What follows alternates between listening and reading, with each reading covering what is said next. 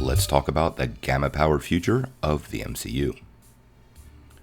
Hey guys, with all this Disney Plus news happening, I wanted to sit down and talk a little bit about the gamma-powered future that's going to happen in the MCU. Now, as many of you heard at D23, we got an announcement that there would be a She-Hulk television show coming to Disney Plus. On its surface, this seems like not so much of a big deal. The She-Hulk is great, she's been around for a long time, but it has huge implications to the MCU and how Marvel has found a way to deal with Universal not really wanting to play ball with any of the Hulk characters. Now, it's been over 11 years since The Incredible Hulk was released. Now, of course, we've gotten the Hulk in a lot of other movies, but if you've noticed, none of those movies have been solo movies. And there's a reason for this, so let's dig in. As many of you know, some of Marvel's characters' rights are held by other studios. Now, the studios don't actually own these characters. They own what's known as an exclusive license. This means nobody else is allowed to use those characters for whatever constraints that particular license has put on that character. In this case, live-action movies. Now, Universal holds an exclusive license to the Hulk solo movies, but not for the Hulk himself. This is why the Hulk can appear in other Marvel movies.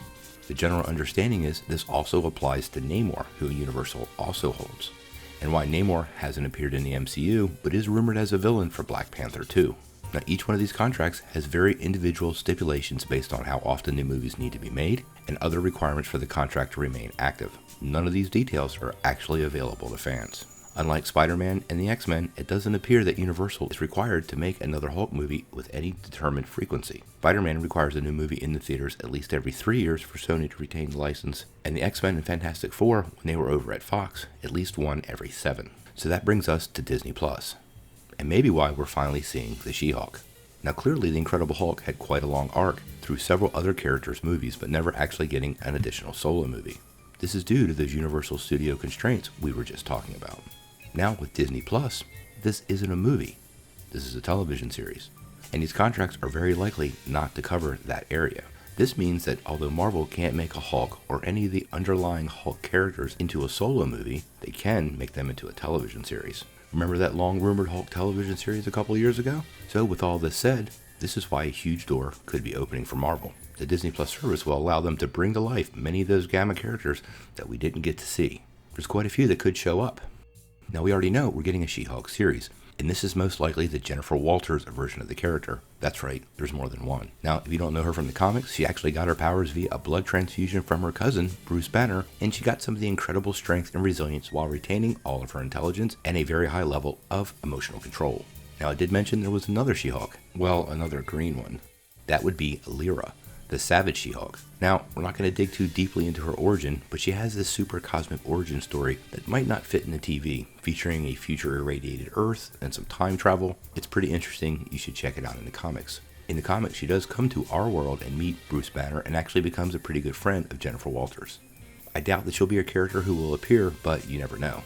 Another character we might see brought to life is Rick Jones. We haven't seen Rick Jones in the Marvel Cinematic Universe yet, and in the comics, he's a huge character of massive importance.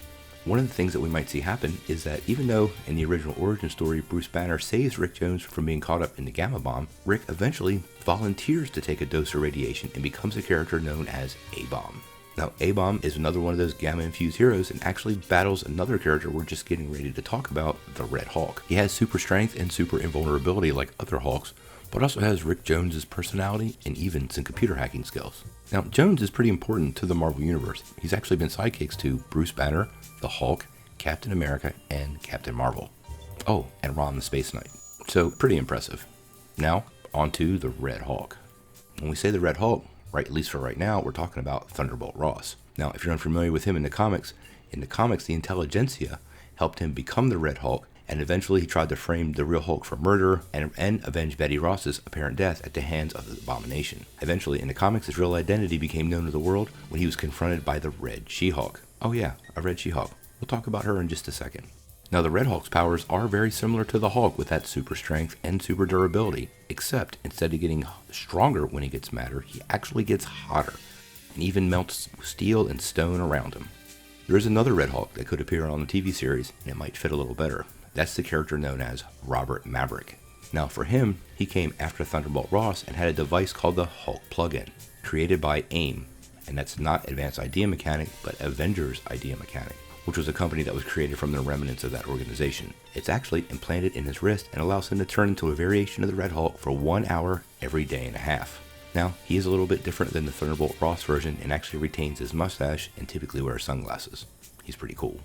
Now, we did mention the Red She-Hulk, and that's Betty Ross. Now, in the comics, Betty was dosed with radiation several times. She actually became a character known as the Harpy.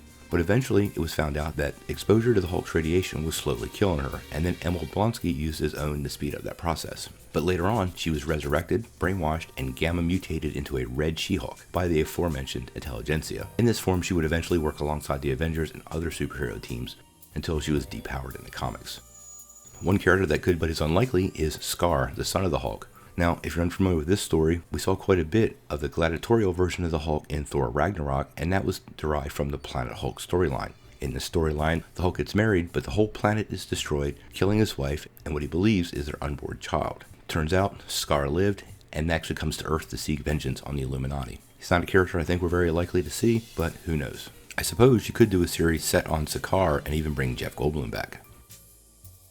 And one of the last versions of the Hulk that we may see is Amadeus Cho. Now, we saw his mother in Age of Ultron, and he has been the Hulk for a little while in the comics. For him, he actually used nanites to drain Banner's radiation and absorbed it into himself, calling him the totally awesome Hulk. He has much better control over his transformation than Banner ever did, and in the comics travels the world taking down monsters. He's pretty cool. Well, one character nobody considered that very well also appear in this series and catch us off guard, Walter Langkowski, also known as Sasquatch. Now, Sasquatch also gained his powers from gamma radiation, although in this case it was the Canadian government that was trying to duplicate the Hulk's transformation process and turned him into the Sasquatch. He's a character that's typically seen with Alpha Flight. Fans were always unclear if those rights belonged to Marvel or Fox, so Sasquatch is a character in some capacity we very well may see on one of these shows. As you can see, Marvel has a whole family of gamma-irradiated heroes and, of course, all the villains that they could add to the MCU that have been constrained in the past that now, this new Disney Plus service may open up for us fans to see. We've listed off quite a few characters here. Is there anyone you particularly would like to see come to Disney Plus? And who do you think will be the first to make a guest appearance from the movies? Well, besides Bruce Banner, of course. Sound off in the comments below. If you like this video, make sure you press like below, click subscribe, and if you don't ring that bell, you won't get any updates. Peace.